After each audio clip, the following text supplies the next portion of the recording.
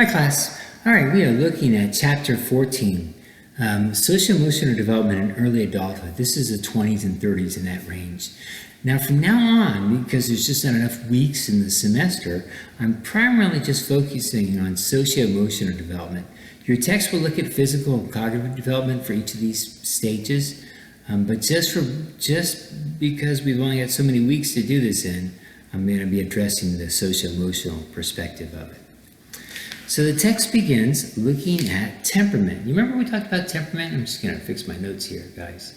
We talked about temperament a few chapters ago. So temperament is the precursor for personality. And what is interesting, if you remember, we talked about the children, or we talked about adolescents, about a third of them having difficulty time, and middle childhood, about a third of them had difficulty. And now we're going back to that difficult child. So it's kind of like lends its way through. Now again, I'd hate for you to come back and say, well, you know what, my parents said I was a difficult child and so I'm destined for this. That's not the case. But we do see statistically a trend there. And so, let me just say, I'm going to be looking here and here because I've got notes in both areas, but I want to make sure we address them in the class here. So there was some research that shows that boys with a difficult temperament at age 3 to 5 were less likely as adults to continue their formal education, and females were more likely to experience marital conflict. And so we see kind of this statistical process that's occurring with those children that were difficult children. So we can see the role that parenting can play to help kind of offset those challenges, which brings us over to attachment. Remember we talked about Mary Ainsworth and her attachment styles? Well, now we're seeing how those attachment styles play out as an adulthood. It plays out as an adulthood, plays out in adulthood. For example, you remember we talked about the secure attachment? You know, that's where the child is able to explore the world and they come back to their mother or their father and, you know, they go out and explore the world and come back at an early age. We're talking about infancy. Those particular kids that dealt well with that, and when they left and they were stuck with a stranger, they were able to be comforted by their parents when they came back, as opposed to the other styles of attachment, they weren't able to be comforted by their parents. So most of us, 60 to 80% of people, have what they call a secure attachment. And so in your text, they talk about those individuals that have positive views of relationships, tend to enjoy sexuality in the context of a committed relationship, and are less likely than others to enjoy sexuality in a one-night stands. Avoidant attachment style. These are individuals who are hesitant about getting involved in romantic relationships. Once you're in a relationship, they have a tendency to distance themselves from their partner. And then there's the anxious attachment style, and these individuals demand closeness, less trusting, and more emotional, jealous, and possessive. Now, if we look at this, what we find is that avoidant or anxious is going to do fine if they marry somebody who's got a secure attachment style. Avoidant married to an anxious attachment style is a difficult marriage. It can work, but it's going to be very difficult. And the reason why is because we have one person who says, I want to be away from you, and the other one says, I want you to be close to me. And so it just doesn't usually blend very well. Next thing we talk about is attraction.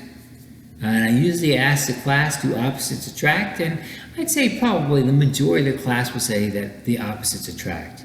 But what we do know is that there is more familiarity, or more, not familiarity, I will talk about that in a minute, but there's more things that are in common than are not in common in relationships, successful relationships. That's where eHarmony got their program going. They do personality interviews and then they match you with people with the same personality. Because of this familiarity, similarity that draws us towards each other, and it's a thing called consensual validation. And so I want to be validated. If I'm marrying somebody who's completely opposite from me, they're probably not going to be validating who I am. For example, if I usually I'll have somebody in the class as an example of this who is a tree hugger, so they're like an environmentalist, and then they fall in love with a logger.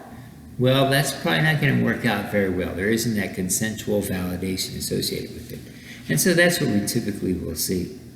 Also, when we look at physical attractiveness, most people are pretty reasonable when we look at physical attractiveness. But for those that are shallow, like me, and physical attraction is a big deal to them, what we know is that while they may want to be with somebody who's really super attractive, more than likely, statistically speaking, they're likely to marry somebody who is of equal physical attraction.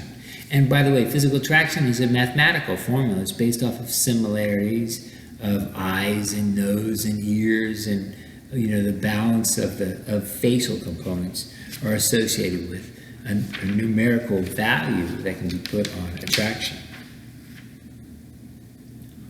Let's see where we're at here. Glance over my notes.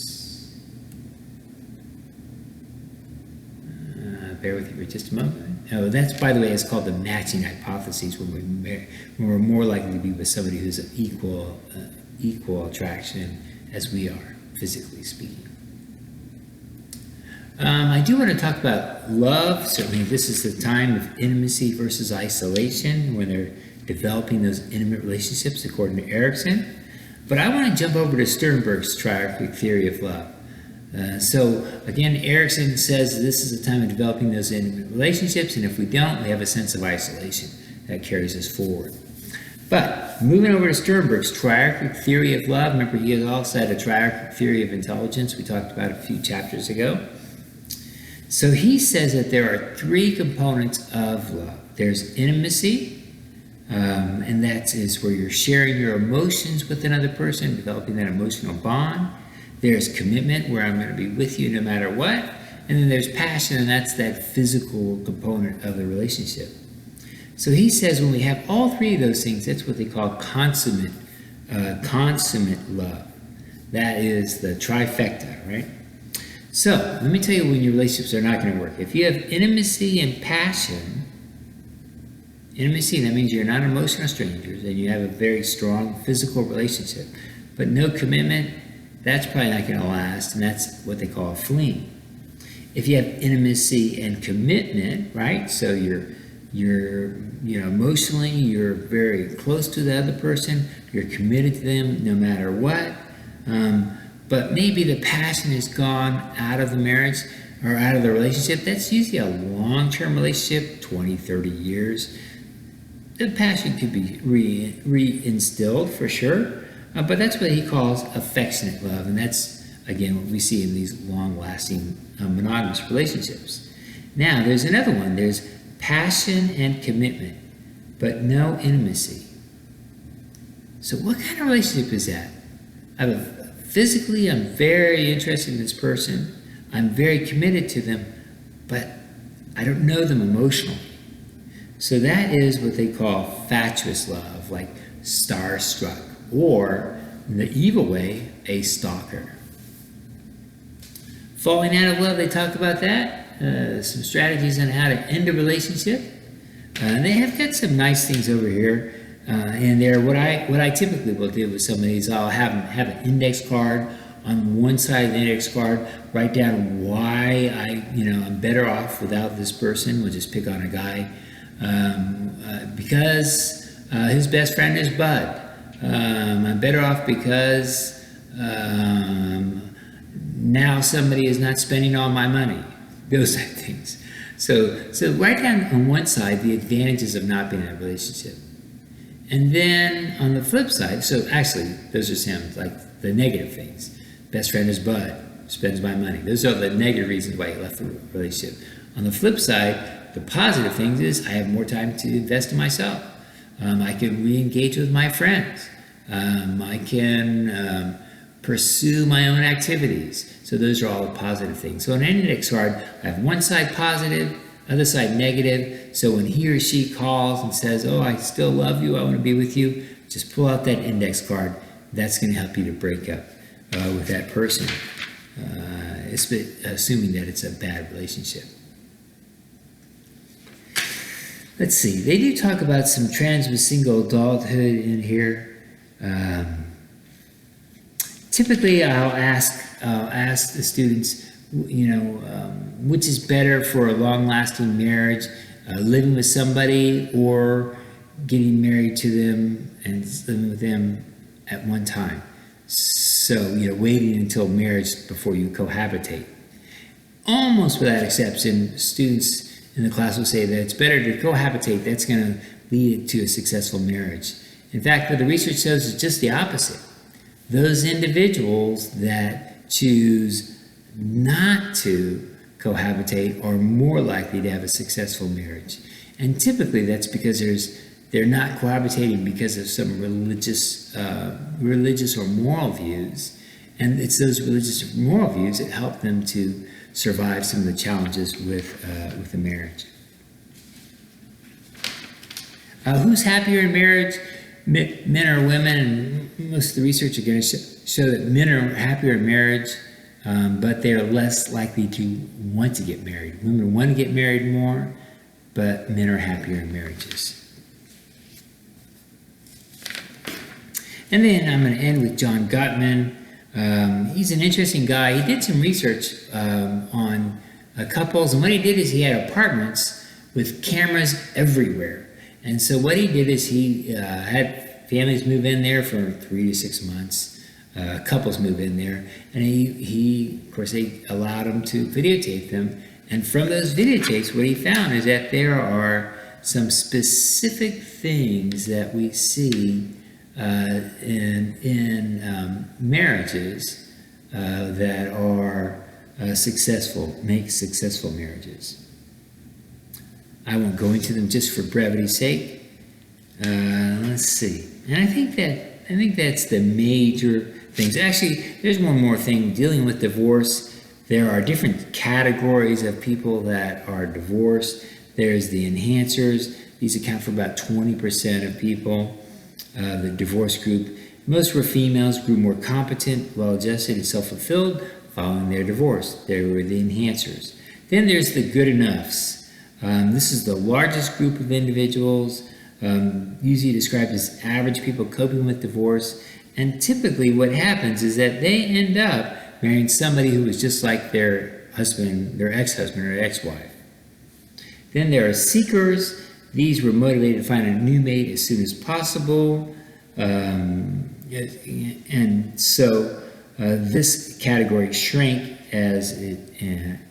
over time and came to be predominated by men. Then there's the libertines, and these are individuals that engaged in a lot of sexual activity afterwards. They just, they were very kind of throw caution to the wind, living their life as a single adult again.